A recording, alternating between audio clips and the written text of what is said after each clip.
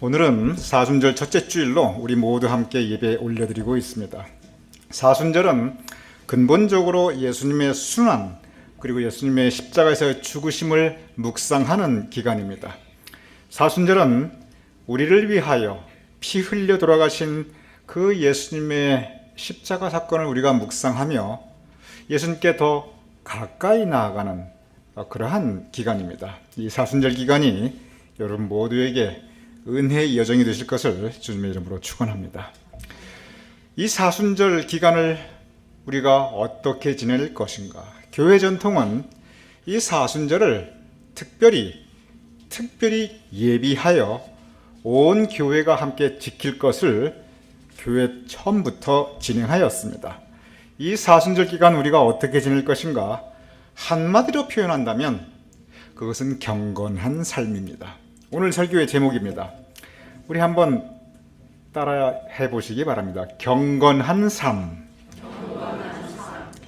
경건한 삶.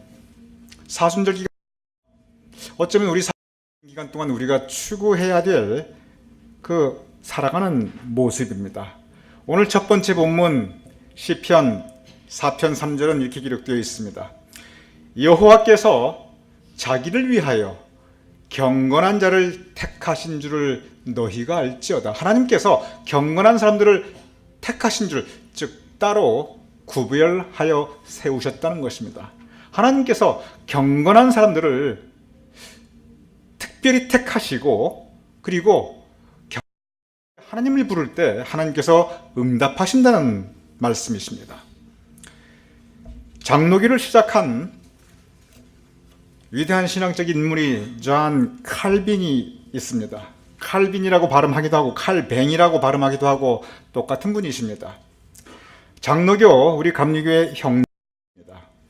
한국에서는 장로교가 제일 큰 교단입니다. 장로교의 뿌리가 바로 이분 존 칼빈에 있습니다. 이 존 칼빈의 신학적인 내용 중에서 가장 중요한 것은 많은 분들이 예정론으로 알고 계신데 그것도 틀리지 않습니다. 그런데 사실 존 칼빈이 가장 강조했던 신앙의 삶은 그것은 경건한 삶입니다. 경건주의, 우리 믿는 사람들이 어떻게 살아야 되는가? 이 경건주의를 가지고 살아야 한다는 것입니다. 어떻게 가르쳤냐면 이 경건의 출발점, 경건, 여러분 요즘 세상에서 경건이란 말 잘 안 씁니다. 그래서 존 칼빈이 우리 모두 경건하게 살아가자 그러면서 이 경건에 대해서 설명을 했습니다. 이 경건의 출발점이 무엇이냐면 그것은 하나님에 대한 올바른 두려움, 하나님에 대한 올바른 두려움에서 시작된다고 하였습니다. 제가 어렸을 때를 기억합니다. 어렸을 때 옛날 시골에 다 대가족이었으니까 대부분의 집안 분위기나 동네 분위기가 모두들 어른 무서워하고 두려워하는 그런 분위기였습니다. 그런데 그냥 어른이라고 무조건 무서워하고 무조건 어려웠냐 그게 아니고 그 마음속에 깊은 존경심이 담겨있는 그러한 어려움, 그러한 두려움이었어요. 집안에서 누가 싸우거나 동네에서 누가 싸우잖아요. 그럼 그 곁에 있는 어른이 어흠 하고 한번 헛기침하시면 그냥 조용해지는 그런 분위기였어요. 어른이 가셔가지고 누가 잘했냐 잘못했냐 이쪽 들어보고 저쪽 들어보고 안 그러셨어요. 그냥 어흠 하면요 다 조용해지는 그러한 것이 그 당시의 분위기였습니다. 어른에 대한 이 두려움, 무서움, 그 존경심이 있었습니다. 오늘같이 이렇게 눈이 많이 내리면요 이 형제들이 있을 때 아이고 서로 안 하려고 이렇게 서로 눈치 보고 있을 때 그냥 어른이 한마디 바깥에 눈이 많이 내렸구나 한마디 하면요 그냥 다 바깥으로 나가는 그런 분위기였어요. 어른이 무서우니까, 어른이 두려우니까, 그 마음에 존경심이 있으니까. 잠언 1장에 보면 여호와를 경외하는 것이 지식의 근본이라고 되어 있습니다. 이 경자가 공경할 경자인데 이 외자가 무슨 외자냐면 이게 두려워할 외자예요. 즉 하나님을 공경하되 또한 동시에 두려워할 줄 아는 것, 하나님 무서워할 줄 아는 것, 그것이 바로 지식의 근본, 지혜의 근본, 신앙인의 삶의 근본이라는 것입니다. 이 경외라는 말을 영어 영문 성경을 보면 the fear of the Lord, 하나님에 대한 두려움, 그렇게 직역되어 있습니다. 그 말씀 그대로입니다. 즉 하나님 두려운 줄 알고 하나님 무서워하며 삼가하며 살아가는 삶의 모습, 그것이 바로 경건한 삶입니다. 바로 그 경건한 삶이 존 칼빈 장로교에서 가장 우리 신앙인의 삶의 모습으로 대표적으로 가르치고 있는 것이 바로 이 경건한 삶입니다. 경건한 삶, 그렇습니다. 하나님을 공경하고 하나님을 두려워하되 그러나 하나님에 대한 깊은 신뢰, 사랑, 믿음을 가지고 살아가는 것, 그것이 경건한 삶입니다. 문제는 그 경건한 삶을 어떻게 우리가 이룰 수 있는가, 바로 그러한 부분입니다. 우리가 신앙생활하면서 은혜 받는 것, 이 은혜 받는 것은 한순간에 은혜 받는 것 가능합니다. 열심히 기도하다가 또는 말씀 가운데, 성경 읽는 가운데 갑자기 나에게 은혜가 임하는 것 얼마든지 가능합니다. 우리 신앙생활하면서 은혜 받고 성령 체험해서 마음이 갑자기 변하고 생각이 바뀌고 한순간에 사람이 달라지는 거 얼마든지 가능합니다. 실제 그러한 분들 또한 주변에 계십니다. 참 좋은 일입니다. 성령의 역사하심입니다. 그런데 이 경건한 삶이라는 것은 이건 한순간에 안 돼요. 이 경건한 삶은 어느 날 갑자기 내가 그렇게 안 됩니다. 은혜는 한순간에 받을 수 있지만 경건한 삶을 이루는 것은 오늘의 두 번째 본문 디모데전서 4장 8절이 바로 그에 대한 가르침을 우리에게 주고 있습니다. 이렇게 기록되어 있습니다. 디모데전서 4장 8절, 육체의 연단은 약간의 유익이 있으나 경건은 범사에 유익하니 금생과 내생의 약속이 있느니라. 참 사도 바울 선생님은 항상 말씀을 조금 어렵게 하셨어요. 예수님의 가르침은 그냥 들으면 다 은혜가 되고 비유로 말씀하셨으니까 그냥 깊이 생각하지 다 그냥 그 가르침을 알겠는데, 여러분 저 말씀 금방 읽어보면 이게 무슨 뜻인지 잘 이해가 됩니까? 로마서도 그렇고 대부분의 바울 서신이 금방 읽어서는 잘 이해가 안 돼요. 제가 좀 설명을 해드리도록 하겠습니다. 여기에서 이 연단은 이 시련이라는 의미가 아닙니다. 여기서 연단은 트레이닝, 훈련이라고 하는 의미입니다. 띄워주시죠. 지금 낱말에 대한 설명을 하고 있으니까. 여기서 육체의 연단은 이게 무슨 뜻이냐면 육체를 훈련하고 연습한다, 그 의미입니다. 즉 운동한다는 의미입니다. 즉 우리의 몸을 훈련하고 운동하면 약간의 유익, 몸이 좋다는 겁니다. 그 옛날에도 사도 바울 선생님이 운동하면 건강이 좋아진다는 거 알고 계셨나 봐요. 그래서 여기 보면 육체의 연단은 약간의 유익이 있으나, 이 말씀을 좀 쉽게 알아서 풀어 설명하면 우리가 몸을 훈련하고 연습하고 운동하는 것은 그것은 우리에게 유익을 가져다 주는데 맞는 말씀이시죠. 그래서 표준 세번역에는 가장 쉽게 번역된 표준 세번역은 저 부분을 몸의 훈련은 우리에게 유익을 주되 그렇게 기록되어 있습니다. 그래서 그 말씀 우리가 다 공감하는 말입니다. 몸을 훈련하고 연습하고 그러면 얼마나 우리가 건강해집니까? 몸도 건강해지고 마음도 건강해지지요. 그런데 그 다음 말씀입니다. 경건은, 여기에 단어가 하나 빠졌어요. 경건의 연단은, 그 말이 들어가야 돼요. 똑같은 말입니다. 그냥 육체의 연단과 경건의 연단을 똑같이 이렇게 대비하고 있습니다. 그것이 무슨 뜻이냐면 몸을 훈련하고 몸의 운동을 하면 유익이 있는데 경건을 훈련하고 경건을 연습하면 금생 우리가 살아가는 이 세상을 우리가 참 유익하게 살 수 있고, 내생, 이 금생이 다 끝난 다음에 하늘나라 갈 때 하늘나라에서 영생의 약속을 받을 수 있느니라, 바로 그 부분입니다. 여기서 생각하면 경건한 삶이 우리에게 참 소중한데, 이 말씀에 담겨있는 깊은 의미는 무엇이냐면 경건한 삶은 연단, 훈련하고 연습하고 운동해야 된다는 것입니다. 경건은 한순간 안 된다는 것입니다. 여러분 요즘 올림픽이 진행되고 있습니다. 내가 오늘 갑자기 나에게 모티베이션, 동기가 생겼어요. 나도 한번 올림픽에 나가리라. 나가서 한번 어떻게든 한번 메달 한번 따보리라. 여러분 마음 먹고 결단하는 건 한순간에 가능합니다. 그런데 그 젊은 사람이 마음 먹고 결단했다고 해서 그 마음 먹고 결단했다고 올림픽 메달이 그냥 주어지느냐? 그렇지 않아요. 피나는 훈련이 필요합니다. 연습하고 훈련하고 훈련해야 메달 근처에라도 갈 수 있습니다. 경건이 바로 그러한 겁니다.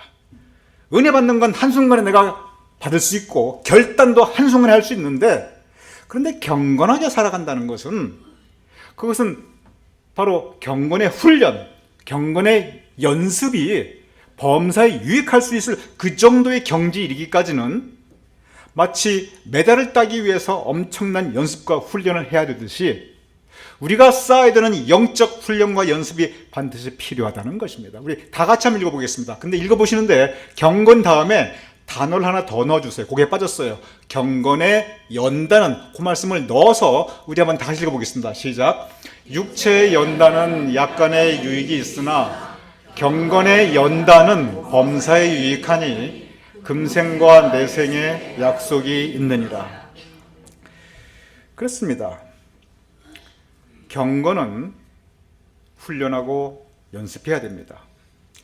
저 사람이 은혜 받은 사람인가 아닌가는 겉으로 봐서는 잘 몰라요. 왜냐하면 은혜는 이 마음속으로, 그 심령으로 받는 거니까.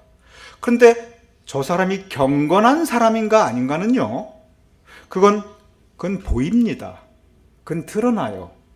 저 사람이 경건한가 아닌가, 저 사람의 삶이 경건한가 아닌가, 그것은 나도 알고 남도 알고 하나님도 아십니다. 왜냐하면 그건 보여요. 마치 아름다운 꽃이 우리에게 보이듯이 이 경건의 열매는 그건 눈에 보입니다. 우리가 올림픽 열심히 연습해서 쫙 탈 수 있는 거, 여기 계신 분들이요, 지금 나가서 눈 위에 올려놔서 우리 중에 그렇게 하실 수 있는 분이 아무도 안 계세요.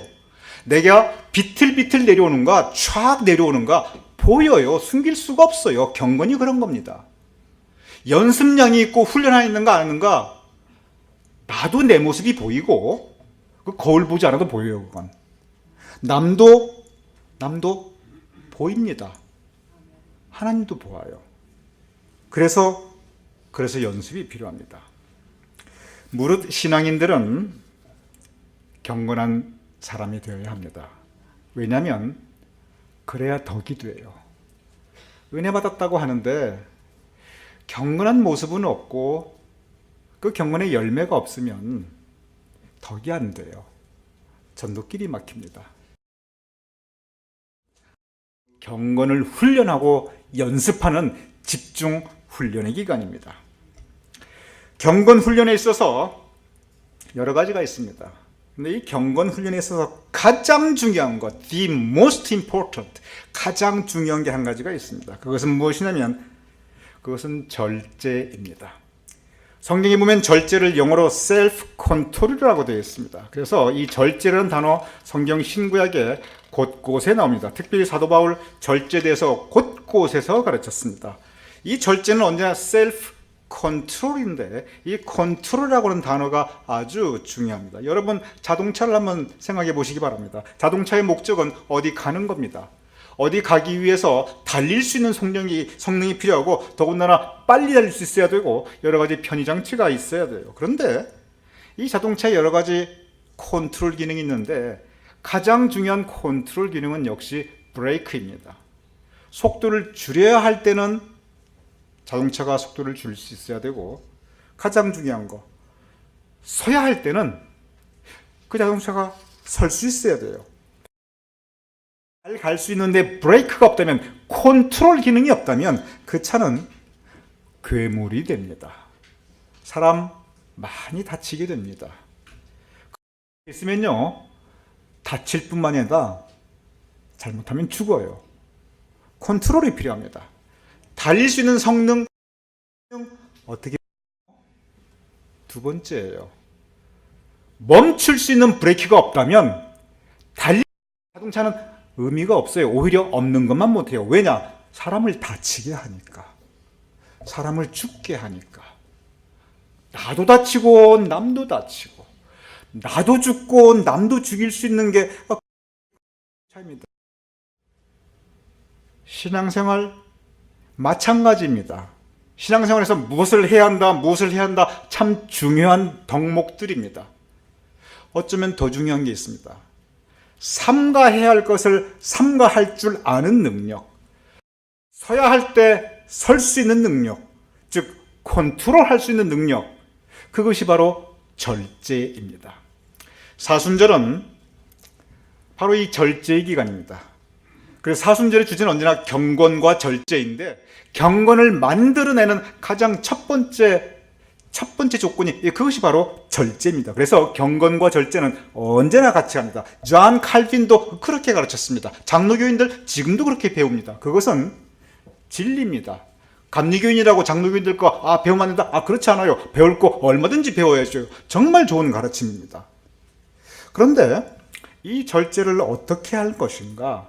이 절제 세 가지 다른 차원의 그리고 단계의 절제가 있습니다.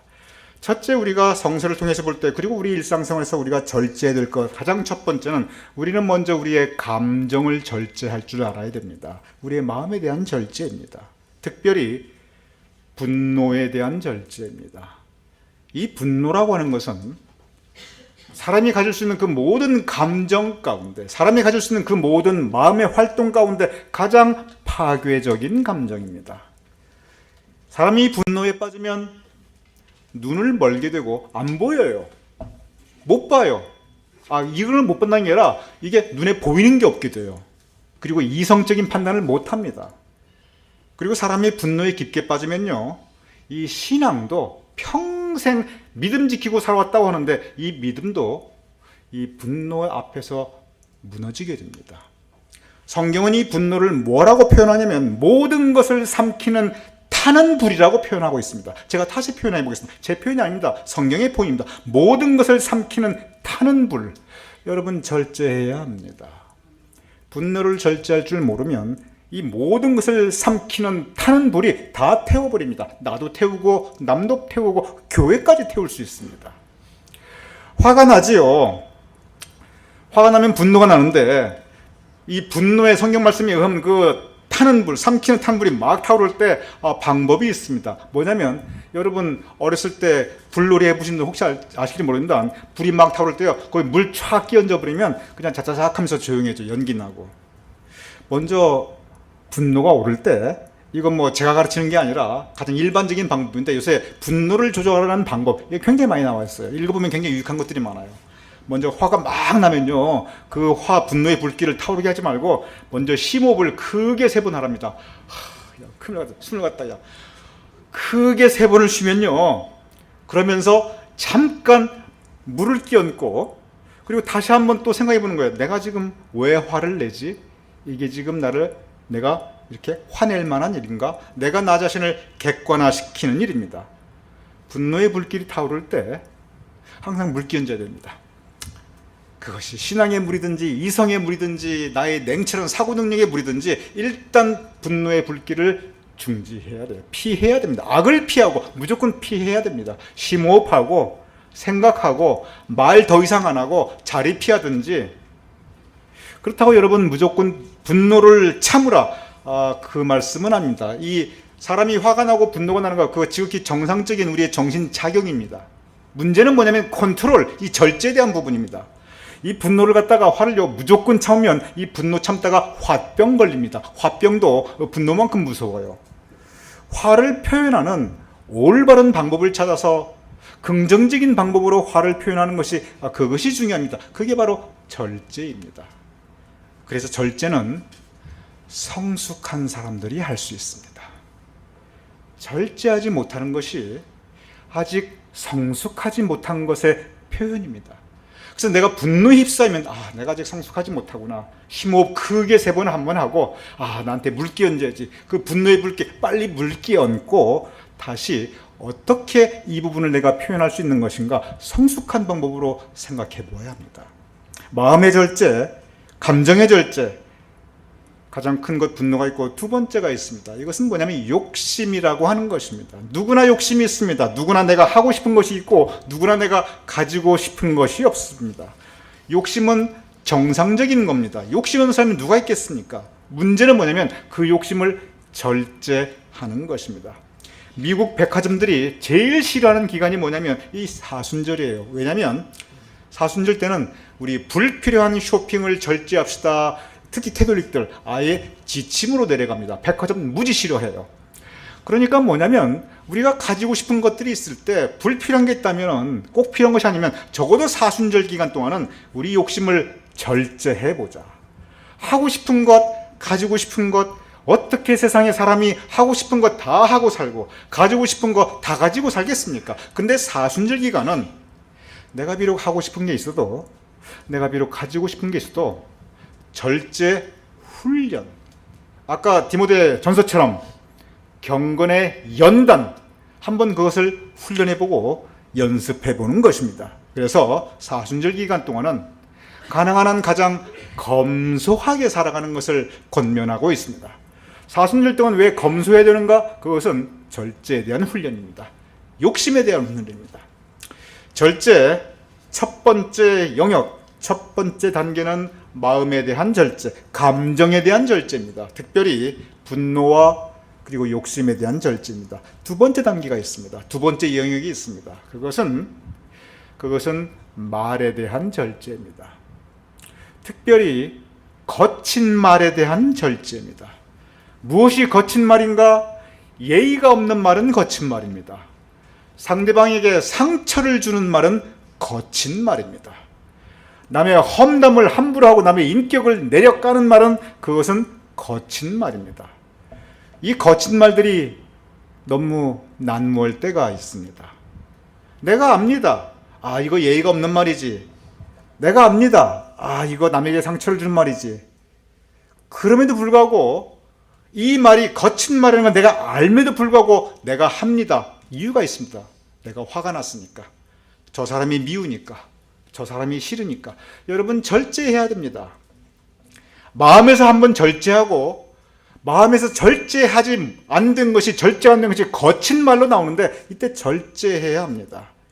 예의가 없는 말, 상처를 주는 말, 남을 존중하지 않는 말, 험담, 우리 절제해야 합니다. 잠언은 우리가 살아가는 일상생활, 대인관계에 대해서 참으로 많은 가르침을 주고 있습니다. 그런데 잠언에서 일상생활과 대인관계에서 가장 많이 경계하는 것이 무엇이냐면 그것이 말에 대한 가르침입니다. 곳곳에서 말하고 있습니다. 말 조심해라, 말 조심해라. 이 말 하지 말라는 것이 아닙니다. 거친 말 하지 말고, 그리고 감사의 표현, 사랑의 표현, 은혜 표현을 더 많이 하라는 겁니다. 여러분, 수영을 배울 때 한쪽 어깨를 자꾸 들으라고 그래요. 롤링이라고 그러면 어깨가 이렇게 왔다 갔다 해야 돼요. 처음에 이게 잘 안 돼요. 그런데 그게 되는 방법이 있습니다.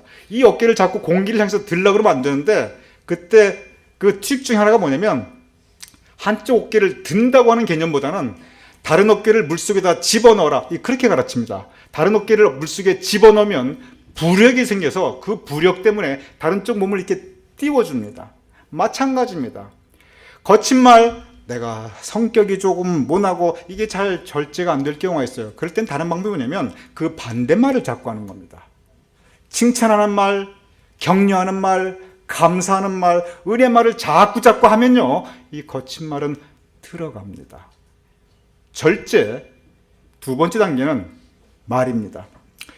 거친 말과 더불어 우리가 반드시 절제라기보다 아예 통제해야 되는 말이 있습니다. 그것은 뭐냐면 진실하지 못한 말입니다. 사순절 기간 우리 진실해야 됩니다. 그래서 거짓된 말, 진실하지 못한 말 우리 하면 안 됩니다. 절제하고 통제해야 합니다. 좋은 운동을 하면 몸이 건강해지듯이 좋은 말을 하면은 마음이 건강해져요. 거친 말을 자꾸 하면 우선은 막 가려울 때, 긁었을 때 우선이 시원한 것처럼 좋은 것 같지만 그러나 마음이 자꾸 강팍해집니다. 거친 말, 진실하지 말은 하면 할수록 마음이 점점 더 강팍해지고요. 그러다가 이게 그대로 굳어져 버립니다. 좋은 말을 해야 됩니다. 부드러운 말을 해야 됩니다. 예의를 갖추고 남에게 격려를 주고 용기를 주고 힘을 주는 감사의 표현들, 그런 마음을 하면 할수록 내 마음이 건강해지고 내 마음이 부드러워집니다. 나도 좋고 상대방도 좋습니다. 바로 이 말을 절제하는 법은 우리 사순절 기간 동안 열심히 연습해야 합니다. 첫 번째 절제, 마음과 감정에 대한 절제입니다. 무엇보다 분노와 욕심에 대한 절제입니다. 두 번째 절제, 말에 대한 절제입니다. 거친 말, 진실하지 못한 말 절제하고 그 대신 좋은 말, 은혜의 말, 감사의 말, 서로 칭찬하고 격려하고 위로하는 말 우리 많이 해야 됩니다. 세 번째 단계가 있습니다. 그것은 뭐냐면 행동에 대한 절제입니다. 근데 여러분 생각해 보십시오. 여러분 우리 모두 함께 예배드리기 위하여 나와 있고 그래도 거의 정말 10년, 20년 어쩌면 평생 동안 우리가 신앙생활 하시는 분들인데 여러분께서 뭐 그리 나쁜 행동들을 하시겠습니까? 근데 이 사순절 동안 행동을 절제하라고 한단 말이에요.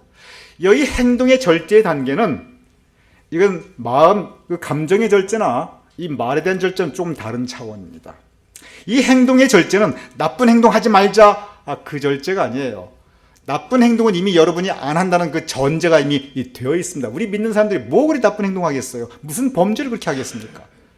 이 사순절의 행동의 절제는 이것은 무슨 뜻이냐면 나에게 즐거움을 주는 그러한 행동을 사순절 기간 동안 한번 내가 삼가한다는 겁니다. 제가 다시 말씀드립니다. 이 행동의 절제는 나를 즐겁게 하고 내가 재미를 느끼고 내가 좋아하는 일들 가운데 한 가지 정도를 갖다가 내가 삼가하고 그리고 절제한다는 것입니다. 캐톨릭에서는 사순절 때 고기 먹지 말라고 합니다. 여러분 고기 먹는 게 무슨 잘못입니까? 성경에 보면 고기 먹게 하라고 하나님께서 우리에게 주셨는데 그거 아무 잘못 아닙니다. 그런데 고기 먹는 그 즐거움, 먹는 즐거움을 사순절 기간 동안 절제해 보아라. 그런 의미입니다. 옛날에는 이거 굉장히 엄격했어요. 그 사순절 생선만 먹을 수 있었지 고기 못 먹었습니다. 특별히 소세지 같은 거 아예 못 먹게 했어요. 독일 사람, 이태리 사람 소세지 얼마나 좋아합니까? 그게 뭐가 나쁩니까? 소세지 먹는 거. 그런데 우리가 좋아하는 것, 우리 몸을 즐겁게 하는 것 한번 하지 말자는 겁니다. 그 기간 동안. 그 이유가 있습니다. 왜냐하면 이 사순절이 예수님의 고난을 묵상하는 기간인데 예수님께서 우리를 위해서 그렇게 많이 고난을 겪으시고 십자가에 피 흘리시고 그 고생 다 하시고 그리고 죽기까지 하셨는데 그걸 기념하고 그걸 묵상하고 그리고 그 길을 함께 우리가 따라가는 그게 사순절인데 예수님께서 그렇게 고생하셨는데 근데 어떻게 우리가 고기 먹냐? 그런 뜻이에요. 예수님 그 고생하셨는데 어떻게 우리가 우리 좋은 그 일 하냐? 우리 요 기간 동안 좀 참자. 나를 즐겁게 하는 것을 우리 좀 잠시 절제해보자. 여러분 이것이 의외로 경건에 큰 도움이 됩니다. 사순절 이 절제 가장 이 몸의 절제, 이 행동의 절제 가장 오래된 교회 전통이 금식입니다. 사순절이 되면 교회는 금식을 선포하였습니다. 그래서 사순절 기간 동안 하루 한 끼를 금식하든지 아니면 그건 쉽지 않으니까 그럼 하다못해 마지막 주간 고난주간이라도 사순절의 마지막인 고난주간에도 그냥 하루 한 끼 그 일주일 동안도 금식하자. 아니면 최소한 성금요일 단 하루만이라도 금식하자. 저도 예전에 사순절 동안 항상 금식을 선포했습니다. 제가 선포한 금식은 고난주간에 대한 금식 선포했습니다. 이 고난주간 일주일 동안 우리가 일주일에 하루에 한 끼를 금식하든 금요일 하루를 금식하든 우리 금식하고 그 금식한 것에 대한 우리가 식사를 안 했으니까 식사 안 한 대한 부분을 우리가 이 금액으로 환산해서 우리 금식 헌금 하게 하고 여러분 기억하실 것입니다. 제가 항상 금식을 선포했습니다. 제가 요새 금식 선포 안 합니다. 왜냐하면 이 몸의 절제에 있어서 원칙이 하나 있어요. 그것은 뭐냐면 건강이나 정상적인 생활을 해치지 않는 범위에서 행동의 절제를 하는 겁니다. 예전에 40일 금식기도 하시다가 목숨 잃는 분들이 드물게 계셨습니다. 저는 생각해 봅니다. 금식기도 얼마나 좋습니까? 정말 그 기간 동안 하나님께 매달린다는 건데 근데 40일 금식기도 하다가 건강을 그냥 확 잃어버리고 심지어 목숨까지 잃어버렸다? 과연 하나님께서 그 금식기도를 기뻐하셨을까? 저는 생각해 봅니다. 물론 하나님이 알아서 하실 일이죠. 이 절제는, 이 행동의 절제는 특히 금식은 생업이나 생활 그리고 건강에 전혀 지장을 주지 않는 그 범위 내에서 하는 겁니다. 그래서 내가 좋아하는 것 중에 뭔가 한 가지를 이 사순절 동안에 내가 하지 않겠다. 그거 정말 좋은 일입니다. 그래서 사순절 기간 동안에 어떤 분들 보면은 나는 사순절 기간 동안에 내가 그 좋아하는 드라마 안 보겠습니다. 아니면 인터넷을 하되 꼭 필요한 것만 하고 쓸데없이 인터넷에 너무 많은 시간 보내지 않도록 하겠습니다. 사순절 기간 동안은 내가 영화를 보거나 어떤 그 공연에 가지 않겠습니다. 어떤 것이든지 나를 즐겁게 하고 내가 좋아하고 그리고 내가 항상 해왔던 것 한 가지 정도를 절제하는 것. 그래서 예수님의 고난에 동참하는 것. 그것이 바로 행동의 절제입니다. 저도 여러분에게 권면드립니다. 이 사순절 동안 여러분 금식은 혹시 여러분에게 건강에 지장이 있을 수 있으니까 건강에 지장이 없고 생활에 지장이 없는 것 한 가지 정도 택하셔서 이 사순절 기간 동안 절제하는 것 여러분에게 유익합니다. 내가 계속 운동을 해왔는데 사순절 동안 운동을 하지 말아야지. 운동은 계속 하세요. 그런 건 절제하지 마시고 그런 건 계속 하세요. 내가 그동안 정말 연속극 너무 많이 봤다. 그건 절제도 괜찮아요, 여러분. 몸에 나쁘지 않고 여러분에게 유익한, 그러나 여러분이 좋아했던 것 한 가지 정도 절제하는 것 경건의 연습입니다. 디모데 전서 4장 8절 다시 한번 보도록 하겠습니다. 오늘 두 번째 본문입니다.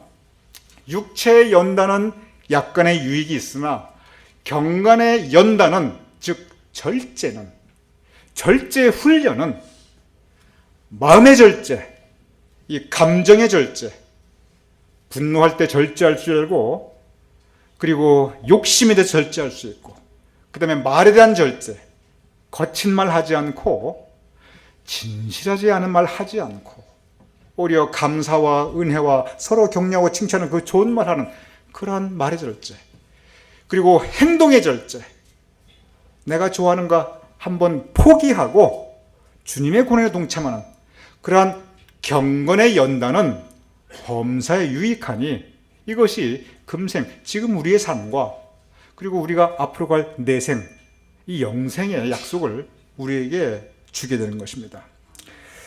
이 사순절 바로 절제를 연습하는 훈련 기간입니다. 왜 사순절에 절제를 연습하는 그런 훈련 기간인가? 바로 예수님의 고난이기 때문에 그렇습니다. 예수님께서는 십자가를 지시기 위해 많은 것을 참으셨습니다. 많은 것을 절제하셨습니다. 그 잡으러 오는 사람들에게 베드로가 분노를 표하고 칼을 휘두를 때 예수님께서 이것까지 참으라 라고 말씀하셨어요. 이것까지 참으라. 분노에 대한 절제입니다. 그가 하시고 싶어하는 것 다 내려놓으시고 십자가를 향한 그 골고다 길을 걸어가셨습니다. 예수님이 그 고난을 생각하며 이 절제를 훈련하고 연습하여 경건에 이르고자 하는 이 사순절 기간이라도 마음과 말과 행동을 절제해서 더 경건한 삶에 이를 수 있는 여러분과 저가 될 수 있기를 주님의 이름으로 축원합니다.